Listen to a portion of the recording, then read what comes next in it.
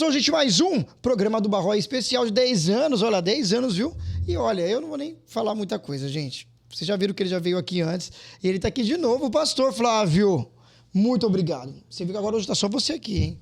Que ainda bem que você é educado, né? Você não bagunçou, não jogou a cadeira no debate, não fez essas coisas. Não. Você é legal, você é um pastor legal. Seja muito bem-vindo aqui mais uma vez. Obrigado, viu? Eu que agradeço a oportunidade de estar aqui mais uma vez, né? Participando desse bate-papo incrível aqui com você. E vamos aí, vamos dialogar. Vamos dialogar, porque eu sei que tem muita coisa interessante. Pastor, claro, você já deve ter uma baita caminhada, acredito eu, agora conversando aqui, a gente fazendo toda essa linha do tempo, mas você já sabia desde sempre que no futuro você seria o pastor? Ou você também foi daqueles, não, peraí, eu também fui vida louca, causei bastante, e aí Deus falou, chega, né, de gracinha, pode vir pra cá que eu tenho uma coisa nova pra você. Você foi desde ou não? Olha, é completamente diferente, os meus pais que me levaram, como que é a tua história em relação a tudo isso? Agora começou já no 380, né? Eu gosto já de ouvir assim, Eu sou de berço evangélico, assembleano, né? Minha mãe é evangélica, assembleana. Eu caminhei junto com a minha mãe até os meus 11 anos de idade. Nessa faixa, minha mãe se separa do meu pai e eu fico com meu pai. Então, eu volto a caminhar a partir dos meus 17 anos. Então seus pais se separaram. Então, assim... Mas seu pai também ia pra igreja? Não, meu pai não era evangélico. Nossa, imagina pra sua mãe como foi isso, né? Foi difícil. Porque eu sei que a gente sabe que a igreja como que é em relação a isso, principalmente em questão da mulher. Né? Foi uma fase difícil pra gente. Eu era muito criança ainda, 11 anos de idade, nessa fase. E meu pai trabalhava, eu tinha que ficar em casa com meus irmãos. Então, tinha o meu irmão caçula, que hoje ele é falecido. Minha irmã, que era... Eu sou o mais velho da família, depois vem minha irmã. E o meu irmão, hoje, que é o Fábio.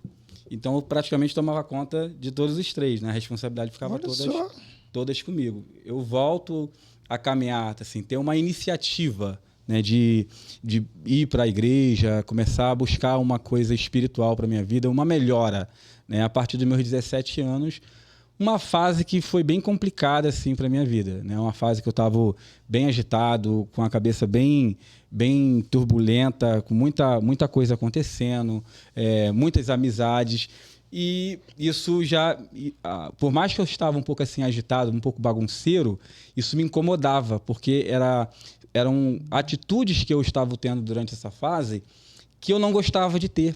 Isso me incomodava.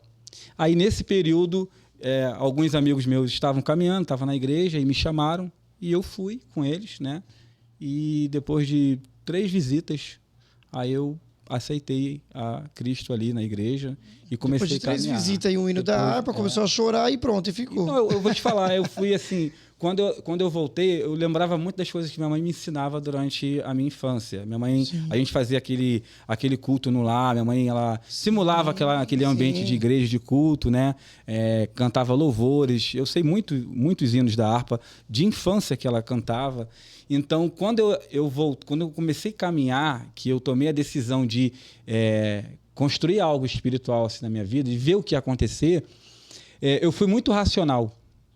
Eu fui preocupado com a decisão que eu estava tomando, porque eu sabia que aquela decisão ia mudar o rumo da minha vida. Eu tinha 17 anos, eu era muito enturmado, eu era o namorador. Então, assim, isso eu sabia do impacto que isso ia ter na minha vida.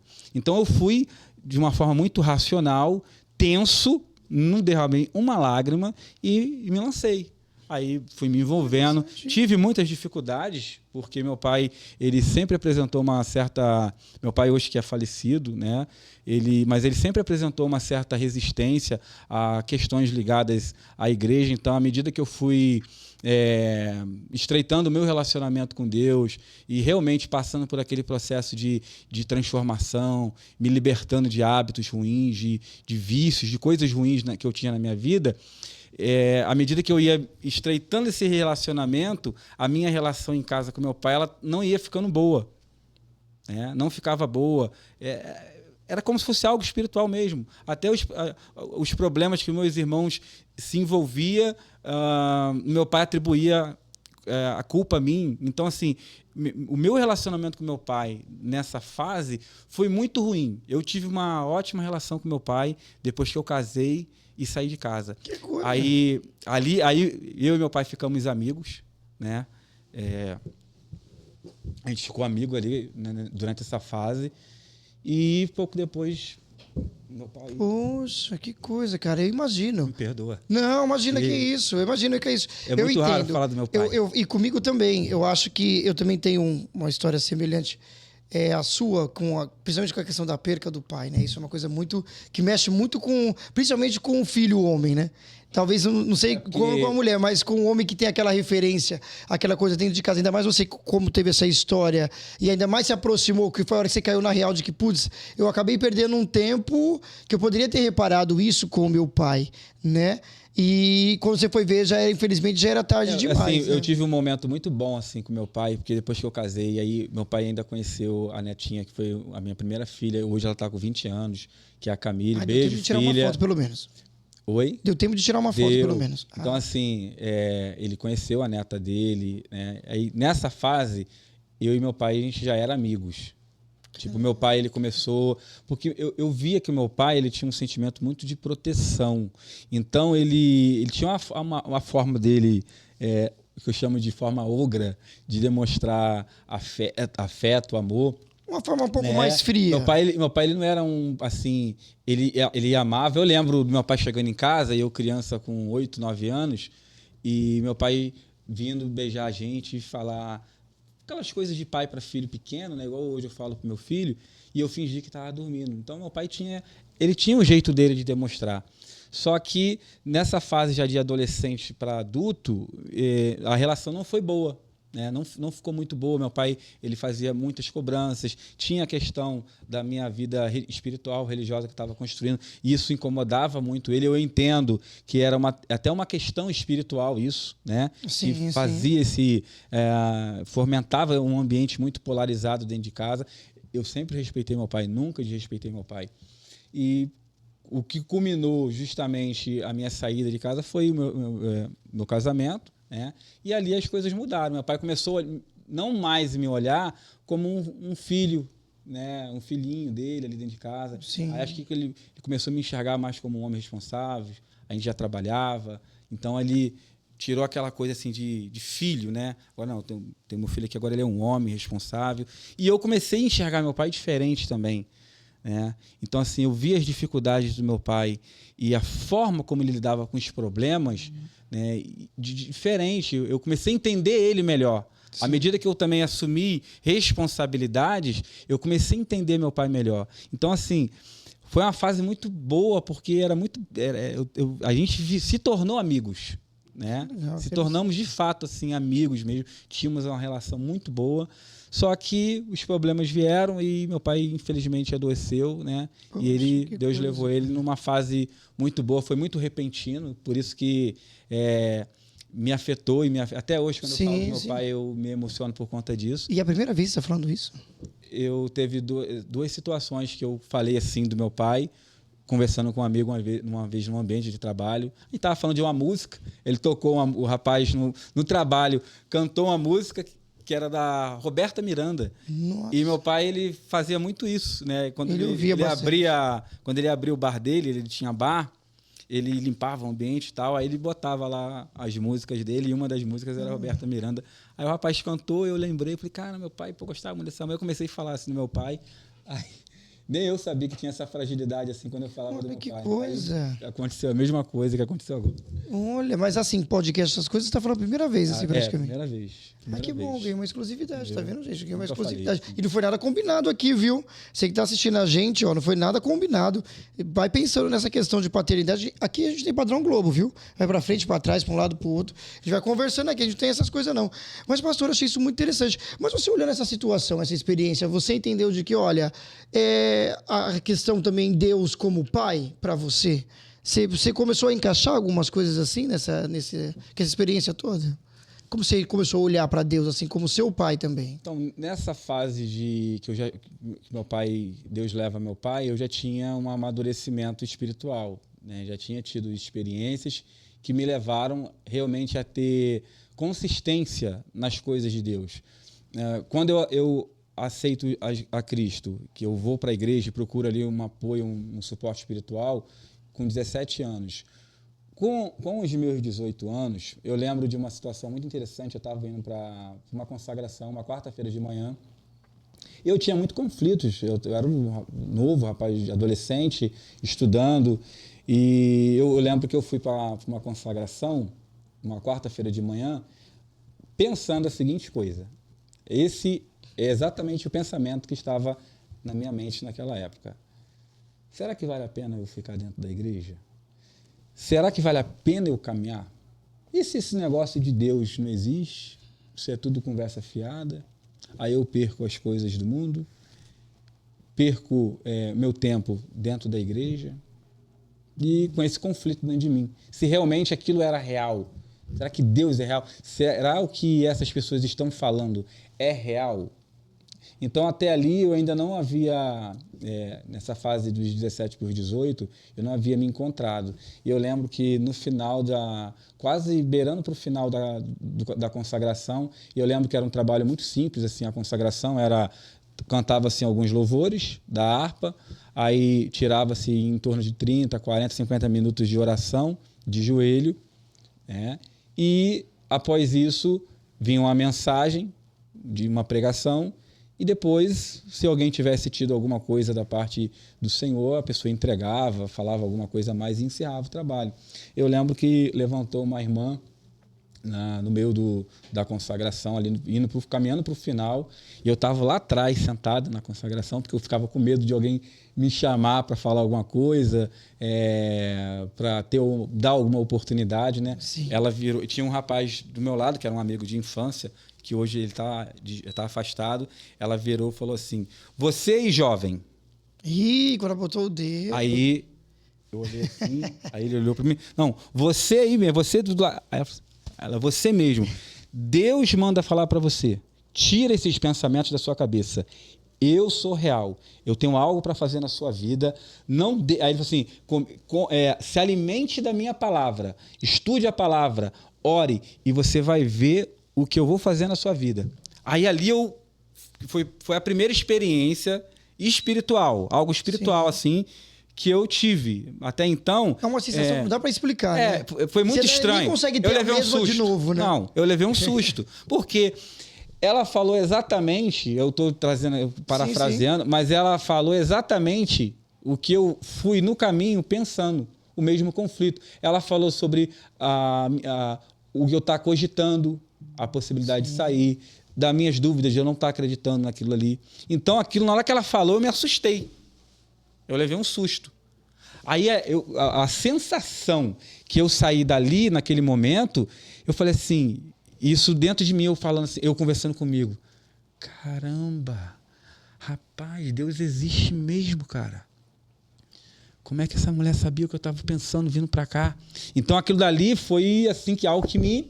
Aí ali eu comecei a me doar mais, Sim. estudar, começar a ler a Bíblia, estudar, buscar mais em oração, me envolver mais com pessoas que que nutriam uma vida espiritual. A Bíblia fala lá em 1 Coríntios 15:33, né, que as más conversações corrompem os bons costumes. Então ali eu comecei a me envolver mais com pessoas que estavam realmente levando aquilo a sério, entendeu? Mas foi a primeira experiência assim, espiritual após eu tomar uma decisão de iniciativa própria. Ou seja, eu não estava caminhando mais porque a minha mãe ia.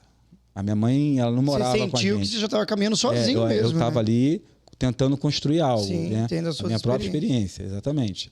Cara, que sensacional. Olha aí, gente. Que história. E tem mais que eu sei. Eu sei que tem mais. Ele falou que tinha um monte de milagre para contar aqui. Tinha um monte de testemunho. Calma, mas eu vi que a gente vai com calma. E aí, claro, você foi crescendo e, lógico, foi estudando, foi mergulhando de fato na palavra de Deus. E foi como toda pessoa. Olha, foi tendo curiosidades, foi conhecendo pessoas. Outras pessoas foram também te incentivando, te apoiando, para que você continuasse nessa caminhada. Sim. Até chegar onde chegou até os dias de hoje. Exatamente. Eu lembro que eu havia, nessa época, que eu já estudava a escritura, na época eu já estudava o hebraico bíblico, já estudava o grego bíblico. Hoje eu estou um pouco afastado do grego bíblico, apesar de a gente usar um pouco, mas a gente começou a estudar a Bíblia de uma forma um pouco mais profunda, né? E eu lembro que eu havia ido numa igreja em Belford Roxo, não sei se você conhece lá. Sim, né? Belford Roxo. E o local era praticamente em frente, o que não sei se aqui o pessoal chama de biqueira ou boca de fumo. Isso. Né? Então, no Rio costumam dizer mesmo boca de fumo, que a gente fala biqueira. Né? Tem gente que ainda fala boca de fumo também. O local era em frente. E em frente tinha algumas caixas de som, tipo essas festas de rua que tem lá no Rio de Janeiro. E no momento da pregação, lembro que o pastor teve que arriar as portas, porque o som do local entrava ali, né? E dentro do ambiente, a gente estava pregando ali. Isso aqui já é uma fase bem adiantada assim, da nossa caminhada, do nosso ministério. Nessa época, na verdade, eu ainda não estudava o hebraico. Eu lia muitos livros, mas eu não estudava hebraico nem grego. Eu estava ainda lendo Bíblia e lendo livros. Eu lembro que o pastor Deus falou algo comigo naquele culto da seguinte forma. Ele falou assim, eu vejo um diamante, né? Esse diamante é bruto, e eu vi uma mão lapidando esse diamante. Deus manda falar que esse diamante é você. Aí eu falei assim, lapidando? O que Deus está lapidando na minha vida? Será que é algum pecado? Eu pensando, né? Será que tem alguma coisa na minha vida que eu preciso tirar? E passou-se 3 meses. Né? Passou-se 3 meses, Deus falou comigo de novo. Ele falou assim, aí Deus falou que a área que ele estaria lapidando era a área do conhecimento. 1 mês depois, eu tinha um comércio em Nova Iguaçu, passou um amigo fazendo uma caminhada e a gente se encontrou ali, ele me viu. E aí, cara, como é que você tá? Aí ele falou que estava fazendo caminhada, estava com a filha dele e tinha um seminário e me convidou para fazer parte, para visitar o seminário dele. E eu fui. E foi a primeira pessoa que eu tive contato ali, foi por meio dele que eu comecei a ter contato com o hebraico e principalmente com a chamada teologia judaica. Aí ali eu comecei realmente, por meio dele, eu tive um parâmetro, né, um caminho, onde eu pensava assim, aqui eu vou... Foi o seu ponto de partida. Lapidar essa área de conhecimento. Aí eu entendi o que Deus havia falado comigo há 3, 4 meses atrás sobre lapidar o diamante, né? Aí ali as coisas foram acontecendo, foi evoluindo. Foi estudando muito. Você falou uma coisa interessante de teologia judaica. Muita gente às vezes nem sabe que existe isso. O que seria essa teologia? É só, claro, voltado para o judaísmo, mas é uma coisa focada só nisso mesmo? É onde a pessoa talvez tenha um conhecimento maior sobre até a questão toda bíblica, é isso? Geralmente se fala muito da teologia tradicional, você tem a teologia sistemática, você tem a teologia bíblica, que ela é mais pautada de fato na Bíblia, na sua estrutura, no texto bíblico, né? E fala-se pouco por regra, tanto a teologia bíblica quanto a teologia sistemática, ela deveria te ensinar a Bíblia dentro do contexto original do texto. Isso dificilmente às vezes acontece. A teologia judaica é justamente isso. Você uma leitura para quem já leu e estudou e fez teologia, seria uma releitura do texto, mas com lentes judaicas, um olhar mais judaico para o texto. Então você vai olhar para o texto e tentar enxergar, entender esse texto dentro daquela perspectiva cultural daquela época. E então, é o que, por exemplo, a própria exegese, que é a arte de você interpretar e de extrair significado do texto, ela propõe te transportar para lá e então. Você para entender aquele mundo, aquele universo, você é como o intérprete, ele tenta praticamente mergulhar dentro daquele ambiente cultural, social, para compreender o que está acontecendo ali. A teologia judaica ela vai te fazer isso, né? Ela vai te fornecer elementos judaicos, não só culturais, mas elementos que estão relacionados com a própria Constituição, o direito judaico, aquilo que é a base do direito, a base da cultura, da tradição, da língua, para entender o que a gente chama hoje de Novo Testamento, né? Então você tem um olhar mais judaico do texto. Aí, nisso, é claro, né, isso proporciona o quê? Ou faz com que aconteça o quê? Você meio que se desconecta daquela interpretação tradicional, né, baseada na tradição da igreja, baseada nos pais da igreja ali do período da patrística, né, do 1º e o 4º século, principalmente. Então você tem um olhar mais judaico, de fato, das escrituras.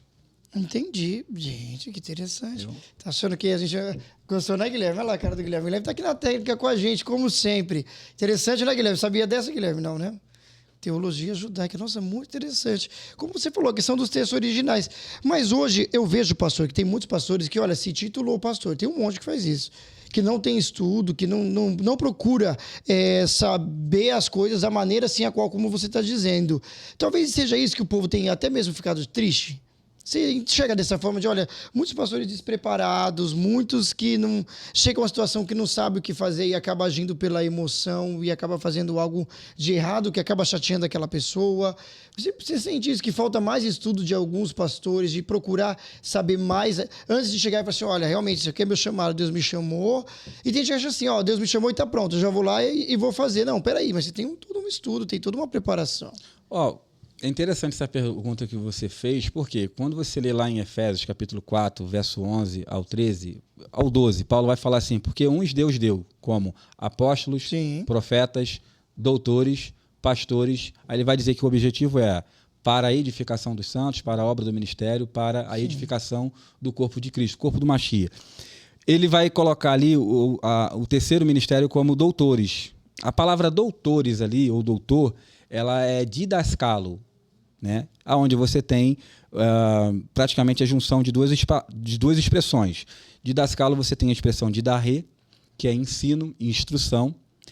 Seria o equivalente da palavra hebraica do verbo yará, que dá origem à palavra Torá.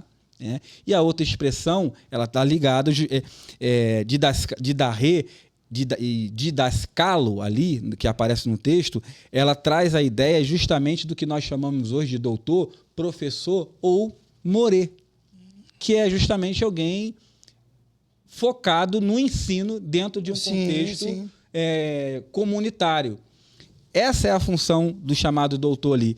Se fosse transportar essa ideia para um contexto judaico, poderia ser, de repente, um morê, poderia ser, talvez, um rabino, que tem essa função de educar, de ensinar. Sim. Então, nem sempre a parte de ensino dentro de uma comunidade, falando em termos de igreja, ela necessariamente precisa ficar com o pastor ali, que é a liderança daquela comunidade ali. O que eu vejo hoje, às vezes, que o pastor ele não consegue reconhecer a sua limitação. Ele quer, às vezes, abraçar tudo, de repente, por uma vaidade, por uma necessidade de se estabelecer como líder, fazer com que as pessoas enxerguem ele como líder, e ele acaba, às vezes, encostando uma pessoa que tem o potencial de ensino, né? E não utiliza isso, e ele acaba fazendo algo com deficiência. Em contrapartida, eu conheço pastores que não têm essa capacidade teológica, não é um teólogo brilhante, apesar de entender das Escrituras, mas é alguém extremamente dedicado ao serviço, a ser oê, a palavra oê é pastor, a ser alguém que cuida, né, de ovelha, que cuida de fato de pessoas. Hoje, nós participamos de um encontro e conversávamos com um pastor, o nome desse pastor é Pastor Ney, se eu não me engano. Um forte abraço para você, Pastor Ney. Satisfação imensa, mais uma vez, em ter te conhecido. Ele me apresentou um trabalho, ele faz um trabalho voltado para pessoas que têm dependência química, vícios, droga, bebida alcoólica. E ele fez um trabalho incrível aqui em São Paulo, que foi um trabalho ele praticamente acabou com a Cracolândia na rua Protestante. Aí falou que Deus havia falado com ele, a estratégia que Deus deu. Ele levou 300 pessoas lá, ficou durante um período lá evangelizando. Ele me mostra os vídeos, muita gente manifestando, demônios se manifestando, eles expulsando. E depois ele me mostra uma reportagem que teve, se eu não me engano, foi no RJ, onde a reportagem fala que, de forma repentina, não tinha ninguém na Cracolândia. Sim, Entendeu? Essa rua, eu vi também isso, mostrou que ela estava bem deserta, sendo que ela sempre foi uma rua muito movimentada. Exato. Eu tive o prazer... Nunca ficou sem ninguém naquela rua, você não está entendendo? Nunca ficou sem ninguém mesmo. Aquele deserto, aquele Saara que ficou ali naquela rua. Nunca aconteceu isso. Então tivemos o prazer hoje, eu e o Jimmy, né, de conhecer a pessoa que, assim, uma das pessoas que estavam responsáveis por esse projeto que culminou com isso ali, né? Então, assim... E hoje participamos de um debate juntos, né? Então, o que acontece? Eu vi ali uma pessoa simples, em termos de conhecimento do que nós estamos falando aqui, mas extremamente dedicado ao serviço de cuidar de pessoas. de pegar pessoas que estão ali com dependências, com vícios, cheios de mazelas e ajudar essas pessoas se erguerem.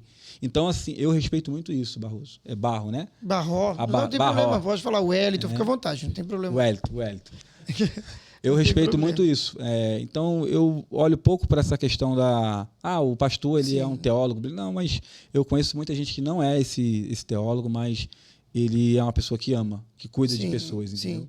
Eu acho que é a função. Muitos, até, pastor, eu vejo que muitos acabam criticando as igrejas batistas, por exemplo, de ter essa coisa da escola bíblica, ter um cara ali que é um cara que estudou muito. Olha, esse cara tem um doutorado, tem um mestrado. Então, ele é o professor dessa escola bíblica nesse departamento, ou seja, com jovens, com adultos, com o que for. Então, isso é interessante quando a igreja entende que, olha, peraí, eu posso desafogar o pastor aqui um pouco, porque tem esse irmão que manja muito. Falando assim de uma forma bem popular. Ele manja muito, ele sabe. Então, deixa ele fazer isso aqui. Né? E não tem problema nisso, de colocar, como você falou, uns foram chamados para ser doutor, outro foi chamado para isso. Tem aquele que vai, olha, o meu chamado não é isso aqui não, eu só gosto de arrumar as coisas e de limpar. Tá bom, ele que fique lá fazendo da maneira que ele acha melhor, que é aquilo que ele se sente bem, que ele entendeu o que é o chamado dele. Então tem gente que critica algumas igrejas por terem essa coisa do, olha, tem um cara ali que ele não é nem um diácono ou um presbítero, mas ele estuda muito e ele tem prazer em estudar. E ele não vai poder ficar aquilo para ele, não vai guardar só para ele todo esse conhecimento. Ele vai ficar lá estudando para quê? Para ele não falar nada para ninguém. Né? Então ele tem que compartilhar. Exatamente. E assim, eu acho quando uma liderança ela vê essa capacidade e ela tem humildade de reconhecer e dar o espaço para você trabalhar e exercitar, não só pelo conhecimento, porque tem muita gente que tem, Wellington, o conhecimento, mas ele tem dificuldade de transmitir isso. Então, nem sempre, às vezes, o dom de ensinar está ligado à sua capacidade de aprender. Tem gente que aprende com a facilidade, mas ele não é bom para transmitir. Ele retém muito, mas transmite pouco. Né? Então, mas quando a liderança ela percebe isso, que a pessoa tem a capacidade de aprender, de ensinar, e é uma ferramenta que pode ser utilizada dentro daquele local, eu acho que o ambiente ele só tem a ganhar. Sobre ele ser diácono, ele não ser necessariamente um pastor e ter esse conhecimento... Ou algum cargo, né? Isso é muito relativo. Por exemplo, na igreja que eu me converti, eu fui de lá durante 13 anos, que era uma Assembleia de Deus ali em Nova Iguaçu. Hoje quem está lá é o pastor Alexandre, se eu não me engano. Eu, durante um tempo, quase um ano, eu fui professor de escola bíblica do grupo que era intitulado de varões. E os varões eram membros praticamente de todo o ministério. E eu dava aula como diácono. Aí sentava-se presbítero, sentava-se evangelista, o próprio pastor sentava e eu era o responsável. Fiquei responsável durante um bom tempo, quase um ano, foi antes de eu sair desse local, pela parte de ensino dos ministros daquela congregação ali. Então isso é muito relativo, né? Trabalhamos bastante ali, deixamos um legado, acho que interessante lá. E é isso aí, a gente não para. Não para, tá vendo? Ele vai em todas as rádios, ele vai em todos os lugares. Aqui em São Paulo, ele veio aqui também, tô gostando, então eu vou ficar com ciúmes agora. Quando você, peraí, você foi lá na Mais FM, tem que vir aqui também. Com certeza. Agora eu vou começar a ficar assim, hein? Tá ouvindo, né? Agora eu vou começar a ficar assim, foi lá no César Cavalcante, tem que vir aqui também. Amanhã a gente tá lá no César. O César Cavalcante, um abraço pro pastor César Cavalcante. Eu queria ele aqui também, fala assim, duvido você chamar ele. Ele vem, ele é tranquilo, o pastor César. E tem muita história. É que eu não posso dar spoiler aqui. Deixa que o dia quando ele vier, você vai ver só também, não vou fazer ele chorar. Mas eu vou fazer o pastor César Cavalcante chorar aqui. Mas ele também tem uma história muito impactante, que é essa questão de chamado, né? Essa coisa e tal. A gente compreende, né? A gente vê, pastor, que não é uma coisa da dia para noite. Você não dormiu e acordou. Eu dormi e acordei com uma vontade de fazer isso. Não, peraí, tem todo um processo. Né? Você sabe que não é fácil. Olha, alguém vai te ligar em tal horário, você vai ter que parar uma coisa que você está fazendo para poder dar atenção para a pessoa. Então, não é uma coisa fácil. Né? A gente vê que muita gente acaba generalizando ou acaba apontando muito para o pastor, mas esquece que ele também é um ser humano, como qualquer outro ser humano. Você pode errar, pode acertar, como qualquer outra pessoa. Né? Eu acho que falta também um pouco dessa coisa da empatia. Mas quando você olha essa coisa Não vou nem dizer que você vai se explicar, é claro que você não precisa. Mas quando generaliza, você fala, opa, peraí, não quer dizer que ele fez alguma coisa, mas eu não tenho nada a ver com isso. Passa isso às vezes na sua cabeça e fala, pois eu acabo pagando por uma coisa que foi o outro que fez, eu não tenho nada a ver se foi ele que fingiu ser, né? Um suposto, vou dizer, um suposto pastor enganou alguém, fez alguma coisa e agora quem me olha também acha que eu posso ser da mesma maneira. Isso às vezes te incomoda um pouco ou não? A gente, assim, acho que tudo que é levado, quando você generaliza, acho que sobre qualquer coisa, qualquer assunto, isso não é bom, né? A gente, quando nós percebemos que a pessoa ela tem aquela capacidade de ouvir e entender o que você está falando e aceitar de uma boa o conselho, a gente procura ajudar. Agora, se a gente percebe que a pessoa ela não está muito, ela tem uma predisposição àquilo ali mesmo. Eu hoje, eu tenho 44 anos e eu procuro não gastar muito a minha energia naquilo que eu sei que não vou obter, né, um resultado positivo. Infelizmente, acho que tem pessoas ruins em todos os locais, entendeu? Sim. Eu procuro enxergar o lado bom do ser humano. Né? Sim. Que focar muito no aspecto negativo que ele possa apresentar. A gente se desvencilha. O que eu peço a Deus é me livre, claro. Entendeu? A gente se desvencilha de gente que gosta de fazer o mal, que foca o mal, que tem essa energia ruim, porque geralmente quem é assim, ele tem uma energia, uma frequência muito pesada, muito para baixo. Isso não faz bem. Então a gente tenta se desvencilhar desse tipo de ser humano. Sim, sim, você falou uma coisa muito interessante. No seu caso, olha, enquanto eles estão falando, eu vou estudando e vou ensinando aquele que quer ouvir. É praticamente Mas isso. Porque o que é a pregação da palavra? O que é o evangelho? Quando Yeshua, ele fala sobre você levar, ele diz para os ir por todo mundo e pregar o evangelho a toda criatura. O que é esse evangelho? Aceitar esse evangelho é como se fosse uma reprogramação.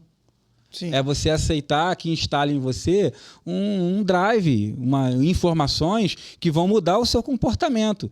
Só que para isso ser instalado, você tem que ser receptível, você tem que aceitar, você tem que entender que o aspecto positivo dessas informações que vão ser inseridas em você e vão ali grudar ali nos seus... na sua capacidade, ali, no seu DNA, né? E você vai ter uma transformação, uma mudança de comportamento. Paulo, lá em Romanos 12, fala que nós devemos ser transformados pela renovação do vosso entendimento. PNL, Programação Neurolinguística. Para isso acontecer, você tem que aceitar a sugestão, aceitar o ensino. Você tem que ver que vale a pena isso aí, cara. Vale a pena você deixar essa mensagem ela entrar. Agora, se você criar resistência, não adianta. Né? Tem que entender que aquilo é positivo para você. O evangelho, ele muda o comportamento, ele muda a vida. E ele não muda só o comportamento, ele muda o seu interior. O comportamento é o reflexo de uma mudança interna que acontece aqui dentro. Sim, sim. Né? Que reflete em tudo, na forma de você enxergar, nos seus pensamentos, o que você pensa. Né? Às vezes você está parado ali, está pensando o quê? Tem pessoas que estão pensando coisas ruins, pensamentos de morte, pensamentos de perversidade. E quando você tem uma transformação espiritual interna, vai afetar o que você pensa e automaticamente as suas ações. Sim, exatamente. A pessoa pode estar ali preocupada, né? Poxa, como eu vou fazer para eu pagar essa conta, né? Pensando ali, putz, como que eu vou fazer isso e aquilo? Aí ela pensa, não, peraí, mas aí eu sei que Deus está comigo, olha. Eu lembro de uma coisa que ele fez sem eu merecer ou sem eu perceber, né? Tem muito essa questão também. De repente, da troca de mente. O ouvinte estava ouvindo a gente e disse, poxa, mas a pessoa vai ficar preocupada com conta. É interessante que Deus quando se trata dos filhos, Deus tem uma preocupação com tudo. Até com o teu financeiro, Deus se preocupa. O problema é, às vezes, que a gente acha que Deus está tão longe, ele vai estar preocupado que eu tenho um boleto para pagar. Deus se preocupa com tudo. Nós viemos para cá, para São Paulo, para atender algumas agendas e eu confesso que eu tinha algumas preocupações. São 4 dias sem trabalhar, 4 dias trabalhando aqui e deixando meu trabalho secular. E o Senhor falou comigo assim, vai e não se preocupe que eu cuido do resto. E Deus, a gente tem visto milagre. Sim. Né? A primeira vez que a gente veio para cá, foi uma segunda-feira. A gente viu assim. A gente levou quase um mês para entender que dentro de uma situação que aparentemente era ruim, tinha um cuidado e uma proteção de Deus. Sim. Quer ouvir? Ah, eu quero agora. Você falou. A gente veio para curioso. São Paulo uma segunda-feira. Eu achei que você não ia me deixar curioso, não. Já que você contou, agora tá interessante. Pera aí. A cara do Jimmy A também. gente veio para São Paulo uma segunda-feira. Foi a primeira vez que a gente veio, foi mês de... Foi mês passado. Mês passado, né? Isso, novembro. Novembro... acho que foi novembro, isso mesmo. E viemos na segunda-feira, a gente não estava atento a essa questão que tem aqui em São Paulo dos carros que são permitidos. Ah, o rodízio. O rodízio que tem. Mas é isso que eu entendo. Mas o que vocês têm a ver se a placa é só de quem é daqui? Não. Isso interfere para vocês também? Que Interfere. É de fora? Interfere. Não acredito. Pera aí que agora tá mais interessante. Continua. Aí a minha placa era final 61. Só que no caminho a gente não sabia. Aí o que aconteceu? Nem eu tô sabendo. Nosso carro, o pneu, o step do carro, o pneu do carro murchou. Aí, logo no início da viagem. Aí a gente veio totalmente despreparado para cá. Viemos assim Coisa de aventura mesmo. Aventura. De aventura Viemos mesmo. de aventura. Não, pela cara de vocês, eu vi que foi uma aventura. Juntou um doido ali com outro aqui, viemos de aventura, não, cara. O crente não é normal. Se você achar um crente normal, você me avisa, que não tem. Não tem. Não Ficou tem, crente ainda não. É, também. Aí viemos de aventura, o pneu murchou, cara. Aí, caramba, aí eu fui pegar o macaco do carro para trocar o step, e o step não deu, o macaco não dava altura. Aí eu fiz um sinal no trânsito. O primeiro sinal que eu fiz, parou o caminhoneiro. O caminhoneiro foi lá, nos ajudou, trocou e me aconselhou. Ó, esses pneus estão assim, assim, assim, assim. De repente, pensa em trocar. Aí eu falei assim, pô, vou ouvir o cara, ele tem experiência, eu sou leigo em um monte de coisa de mecânica. Fomos atrás, andando devagar na estrada Rio-São Paulo, Rio-São Paulo, procurando uma borracharia. Gastamos muito tempo com isso. Conseguimos melhorar o carro, os steps, e já chegamos, uma viagem que era de 5 horas e meia, a gente ficou quase 10 horas. E chegamos já em São Paulo. Quando a gente estava chegando em São Paulo, o rapaz da onde a gente ia ficar hospedado nos alertou, ó, cuidado, porque aqui, a partir de tal hora tem isso, o carro, isso, aquilo, outro, por causa da placa. Aí eu olhei, olha, não, pode ficar tranquilo que tá de boa. E a gente nem se deu conta de nada. Voltamos para casa, Rio de Janeiro, voltamos de novo agora São Paulo essa semana. A gente conversando, cara, sobre essa situação das placas aqui, porque ontem eu vim para cá no domingo e segunda eu ia cumprir as agendas. Eu tinha esquecido dessa questão das placas. Aí o rapaz falou comigo, ó, tu não pode... Não, quando eu fui entrar, botar o endereço, o Waze me alertou da questão da placa. E eu falei, cara, tem esse negócio aqui. Eu fulano, aí ele, cara, o teu carro não pode rodar hoje. A partir dos horários lá. Aí deixei o carro lá, ele levou a gente de carro. Ele faz Uber, desse rapaz onde a gente está hospedado. E no caminho, nós conversando, ele falando sobre essa questão dos emplacamentos, eu tive um insight, eu lembrei. Eu falei assim, caramba... Aí ele falou assim, cara, se você saísse com o carro, todos os radares que você passasse, todos os semáforos que você passasse, você ia acumular uma multa. Você ia acumular multa. Aí eu lembrei, cara, que na primeira vez que eu vim aqui de carro, para cumprir as agendas, a gente veio de carro, nós chegamos atrasados aqui em São Paulo, justamente por causa dos problemas que eu tive. E eu gastei mais ou menos uns R$350 na rua para ajeitar. Só que se eu não tivesse tido esse problema, eu teria chego em São Paulo, no horário que não podia estar transitando com o carro. E até chegar ao local, eu não tenho nem ideia de quantas multas eu ia acumular. Aí, ontem nós falávamos sobre isso. Eu falei assim, caramba, cara, agora a gente levou um mês para entender isso.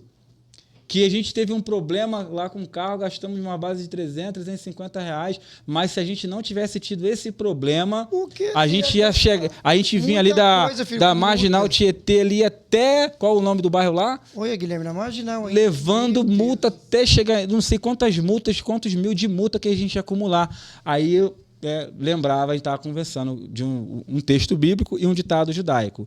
Paulo, quando fala assim, todas as coisas contribuem para o bem dos que amam a Deus e que são chamados pelo seu decreto. E um ditado judaico que é praticamente igual o que Paulo fala, Ganzu letová, tudo é para o bem. Então tem pessoas que reclamam das coisas, cara, entendeu? Às vezes, porque às vezes a gente depois vai entender. E só depois vai entender. E a Bíblia fala para a gente não reclamar. Às vezes nós não vamos entender a coisa na hora.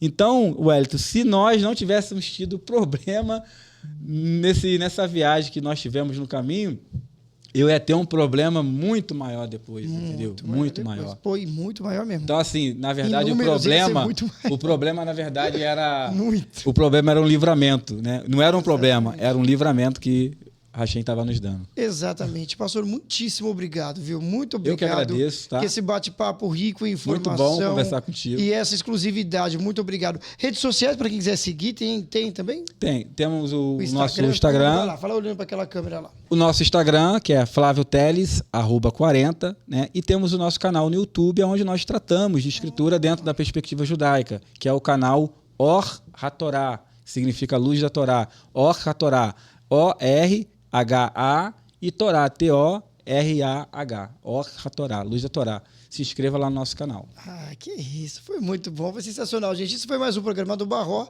E depois a gente vai estar aqui novamente com mais algum convidado. Não vou dizer quem é, você vai ter que olhar lá no Instagram também para saber. Pastor, muito obrigado, viu? Eu que agradeço, tá, Wellington? Valeu. Quando eu for lá no Rio, eu tomo um Guaravita, que é uma Guaravita. Vamos lá, tá? vou te levar lá para Guaravita, não, pô. Tomar um refrigerante, né?